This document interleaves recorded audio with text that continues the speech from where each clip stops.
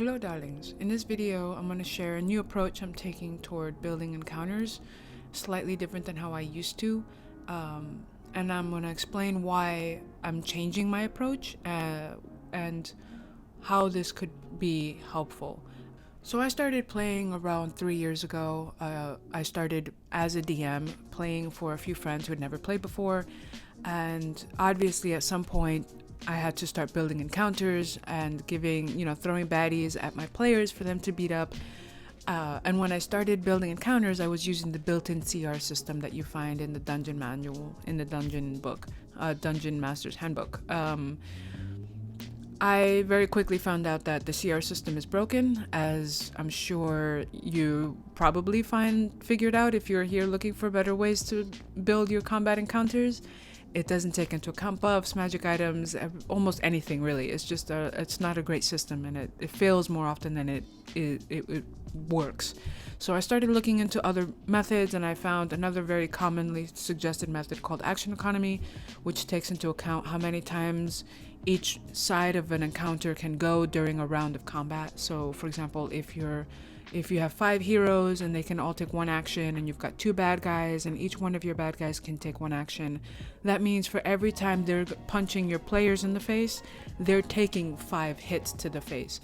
And when you have imbalanced action economy like that, what ends up happening is, even if on paper the CR rating looks pretty good, your monsters are likely to get beat up pretty quickly, because there's just the difference between how much damage they're taking versus they're giving is just so off balance that it ends up just being a wash for your monsters.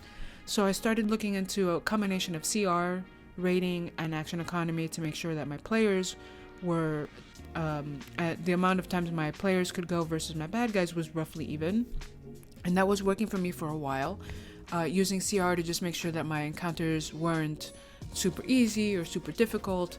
That was working pretty well for me.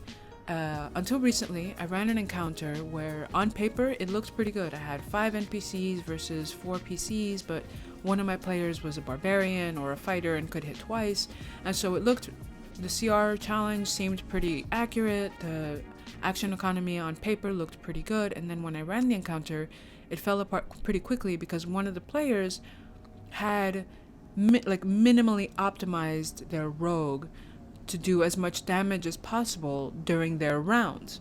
This translated into roughly this one player doing on average almost twice as much damage as the rest of the party, and it turned out to be like a very unsatisfying encounter. Everybody felt pretty terrible. I felt like I had failed because the encounter was really terrible for everybody, and the player who was dealing a lot of damage felt like they didn't get to really enjoy the damage they were dealing. It wasn't great. After the game, a few days later, I went to the player and I was like, hey, I'm really sorry, the encounter went really poorly.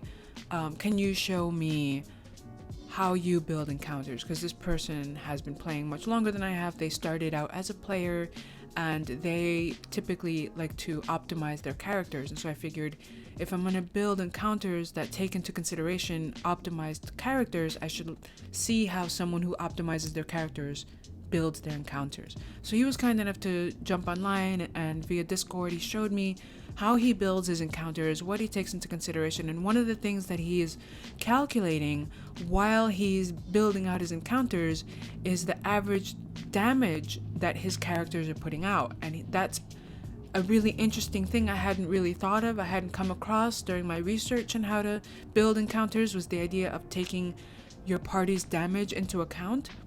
Now, this particular person has all of his players' character sheets memorized, and that is incredible. It is mind-boggling to hear. This person is brilliant when it comes to building out encounters. He can just spout numbers off the top of his head in a way that makes my head spin. But learning all of my character sheets and memorizing them to that point is something that is just beyond the realm of my willingness. Like, I'm not interested in memorizing my player characters. I don't want to hold their hand that much. As far as I'm concerned, my philosophy on DMing is I bring the world and the bad guys, and I throw things at you to figure out, and I bring everything. You're responsible for your characters, you're responsible for your sheets. own them, do what you want with them. I'm not gonna babysit you and make sure that you're like building your character sheets. That's your job. But I still like the idea of having a general sense of how much damage my party can deal. And so after talking to him, I turned to a Discord server that I'm a part of that has a bunch of DMs on there, and several of them are min-maxers as well. And I very broadly explained the situation, and I asked them for suggestions on building or improving combat encounters for scenarios where some of the players are slightly optimized and some of them aren't. And they in turn shared with me a few really wonderful resources, which I am in turn going to share with you guys, and I hope that this is helpful.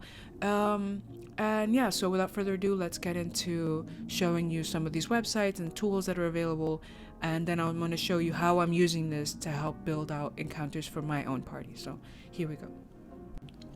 So here we have just a general Google, because I was curious. I never really looked in to see how monster challenge ratings are even figured out. Like, how do they come up with the CR rating of a monster? And it turns out it's this convoluted formula that takes like a monster's expected damage over 3 rounds, divides it by 3, and then calculates in their defensive and offensive statistics, and then somewhere in there, that's how they get this fractional challenge rating, which again does not work very well. So one of the resources that was shared to me was this. I fixed CR, you're welcome. This video is really interesting. He goes into a deep dive on CR rating, why it's broken, how it's broken, and then he goes in and creates a far more robust challenge rating system that takes into account feats, buffs, items, all sorts of things, character traits like sneak attack, or the barbarians, like a savage attack, like all these things. And he created this website called BattleSim. And with BattleSim, when you first get to the website, you're presented with this. You can pick your class, your level, whether or not you have great weapon master, and then it's going to spit out like some very generic information. However, if you go into custom, you can actually create your characters in here. So for DMs such as you and me, you can create your party in here. You can input all the data from your character sheets directly into here. And then once you've done that, you can add the monsters, and it's going to give you a very detailed, again, it's based on statistics and probability, but it's going to give you a very detailed outcome in terms of how many rounds this battle is likely to take, as well as, who's likely to fall first, what resources are going to be expended. Really, really interesting. However, I personally am not a data entry person, and just thinking about sitting here and spending what would probably be a long time inputting all the information for all of my players, because I run 2 campaigns, so that's quite a lot of information, and then also making sure I don't make any mistakes or I don't leave anything off. It makes me want to walk away from my computer. It's just entirely beyond my capability to sit here and do all this data entry. I just can't do it. I can't do it. But there is another tool out there, and it's pretty great. So this is another website that was shared to me. Apparently it's been around for a while. I have never heard of it because, again, I'm just now getting into the idea of character optimization and learning about it. And but this website, so what he does is he goes in and he very easily explains, certain assumptions that the game developers were making when they were figuring out the average deep damage per round, the DPR of monsters and of characters, and figuring out like what the assumed hit rate is for success and all of this. And so initially here it's like, what's for the purposes of this article, hang on a second, there is no failure or success.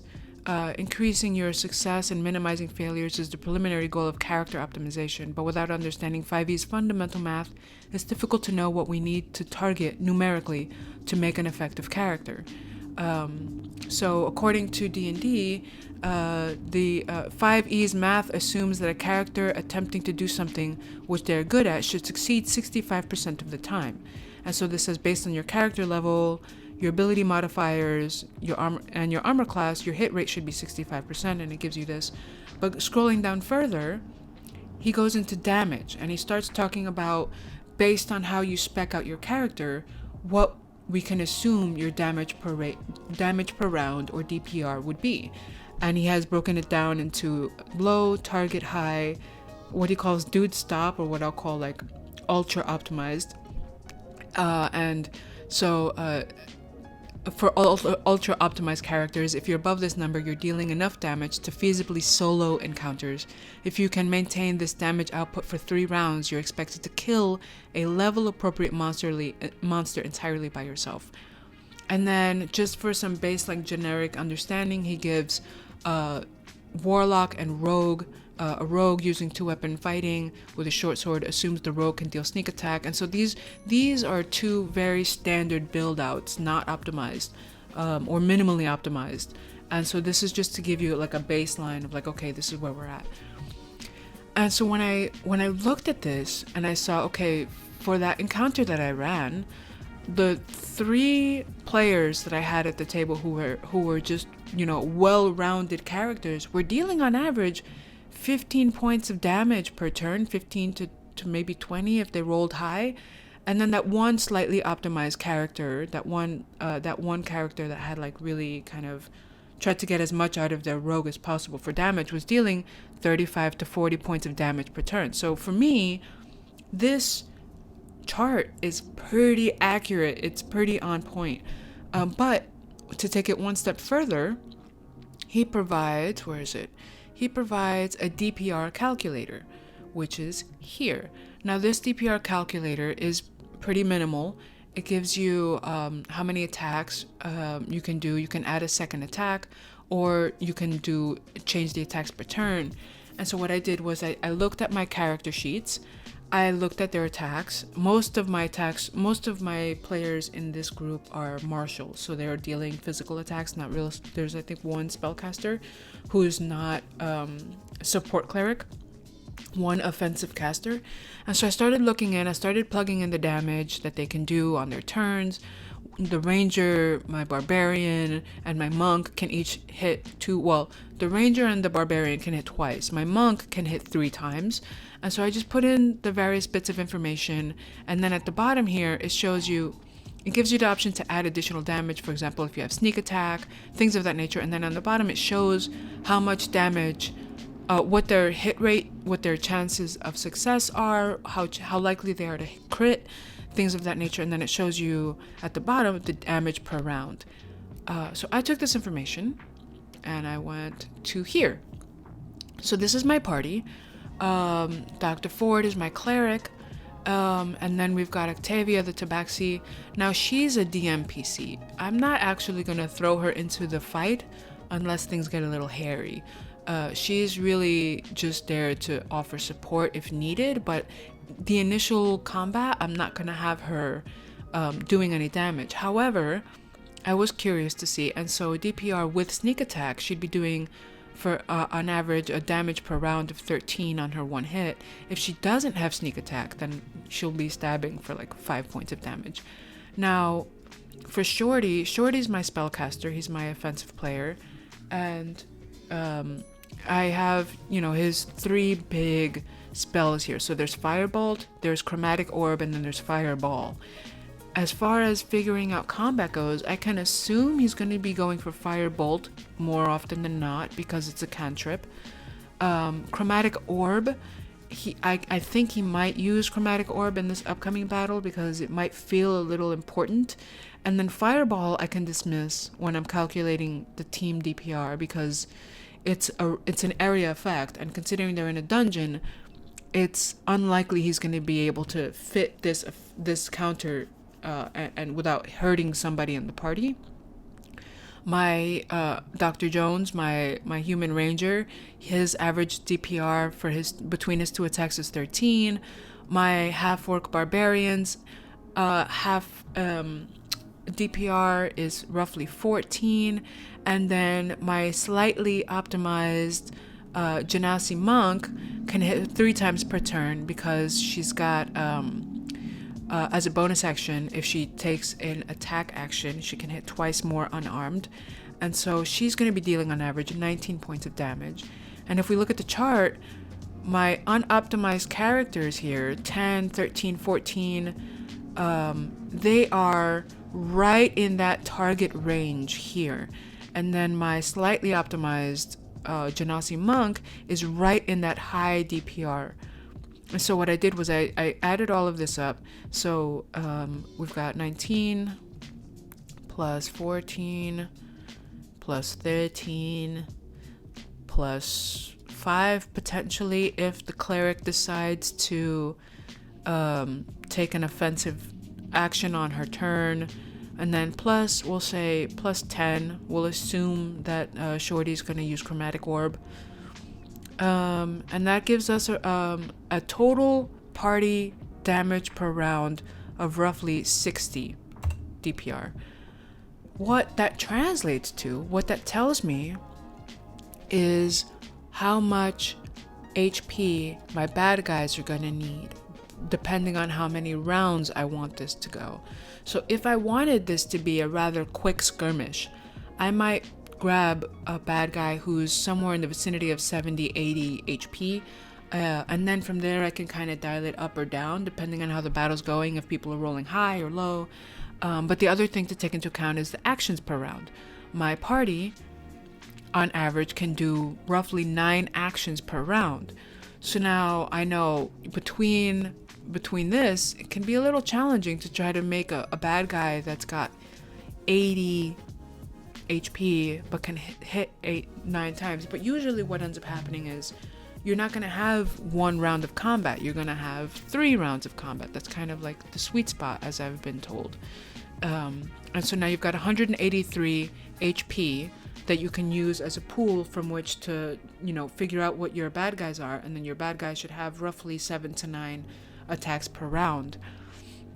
Now, using this in an upcoming encounter, a potential encounter, I don't know if they're actually going to end up facing off, but I'm running, currently this party is for my dungeon crawler group, because we're running the Hidden Shrine of Damawachan, and they're in a situation where they might be waking up my lovely vampire spawn, Toloques Popocolas, and I know that Toloques Popocolas has roughly 82 hit points, and I know that he has let's go here. So here's his character sheet. He's got 82 HP, unless I roll to see how much that is. And then for actions per turn, he has multi-attack. He can make 2 attacks. He can do claws, or he can use a battle axe.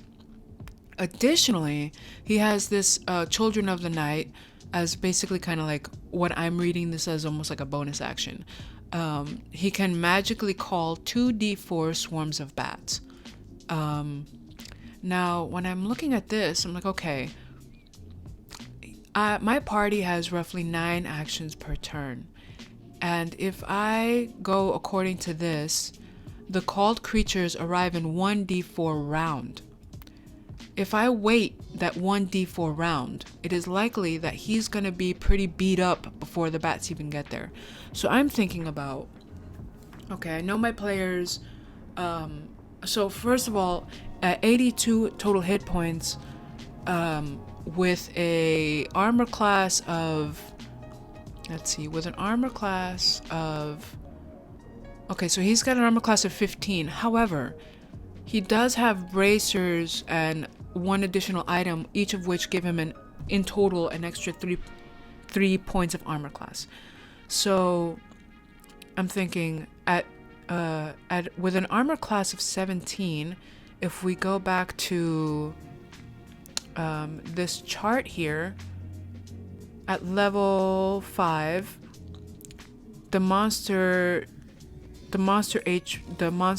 AC of 15 guarantees that 65% hit, but at 17, this is lower. So that means they're going to be missing more, which means that average DPR isn't necessarily all going to hit because of the lesser chance. So it's a combination of, 1, they're going to be hitting my bad guy, their hits will be landing slightly less frequently, and 2, I think what I'm going to do is, in the room as soon as he wakes up.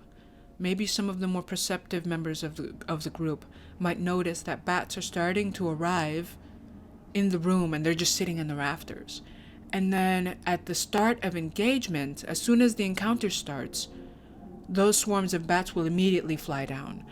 I'm also thinking of ways that I can add additional actions to this party without necessarily causing more damage, because the backdrop of this encounter is also the fact that they're in this shrine that is also dealing damage over time because there's poisonous air. They can't take a short rest, or they can, but it's tricky. But they certainly can't take a long rest.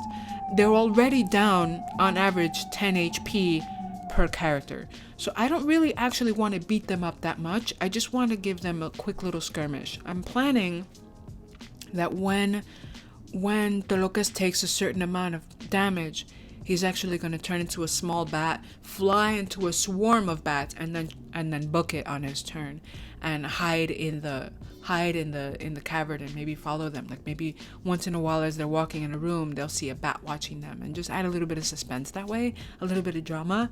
But so I'm thinking, okay, I've got the total DPR of the group is going to be roughly 60. I've got 9 actions per turn. How can I make this a little more interesting? So I'm like, okay, maybe I can give them a layer action. So maybe the shadows, as a layer action or as a legendary action, the shadows come alive and try to grapple some of the players. Or maybe he has a particular reaction where something else happens. So I'm just thinking about how I can give my bad guy a few more actions during that round of combat to make things more dynamic, that don't necessarily cause more damage or don't really make it that much more difficult for the players. I don't want them to feel like terribly restricted to the point where they feel like they're having a hard time, but I also don't want them to feel like this is a wash. So all of this is just stuff that I'm sharing in terms of like how I'm thinking about this upcoming battle with my dear vampire spawn and his bats. Additional things that I'm bringing into the thought process of building an encounter now, which is my group's DPR, how often they are likely to hit, and what the total HP of my bad guys are, in terms of like if I know that I have my bad guys are going to be doing, or my group is going to be doing roughly 60 DPR, and I want 3 rounds, then I would put like 180 total HP for the bad guys. And then depending on if there are a number of crits, I can scale it up a little bit. If people are rolling low, I can scale it back a little bit and kind of play with that lever. But at least on the onset, I have a sense of like, okay, I know roughly how many rounds this is going to go. I know roughly how much damage I can expect. And the beautiful thing is that this takes into account the fact that some of my players are dealing more damage than others. And hopefully it'll still feel balanced and fulfilling, because even if my player is doing more damage, that is still subtracting from the expected pool of HP of the bad guys. So I hope this is helpful and enlightening. Let me know if you have any thoughts. There might be certain things, for example, this doesn't take into account healing, it doesn't take into account buffs or anything, but neither did my old system with using like action economy and CR, and that was okay. And I feel like this is a pretty significant step up in terms of level of complexity and thinking about my bad guys. So would love to hear your thoughts. If you want to try this method, all the links for these websites will be in the description.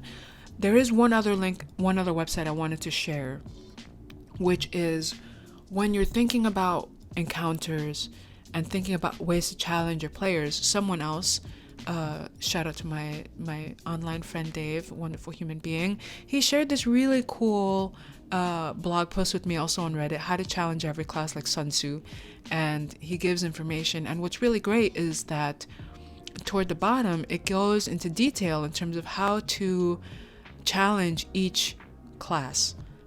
So for example, my monk, who's going to be hitting a little harder, how can I give her something a little more challenging? Or like my barbarian or my ranger, like how can I really challenge my ranger and either give him moments to shine by putting him in moments where he's in his element, or forcing him to think on his toes by putting him in a disadvantageous situation. This link will also be in the description, and along with everything else I have here. And if you use any of these websites, if you decide to try this level of complexity in your encounter building, let me know what you think and how it goes, and I'll catch you again soon.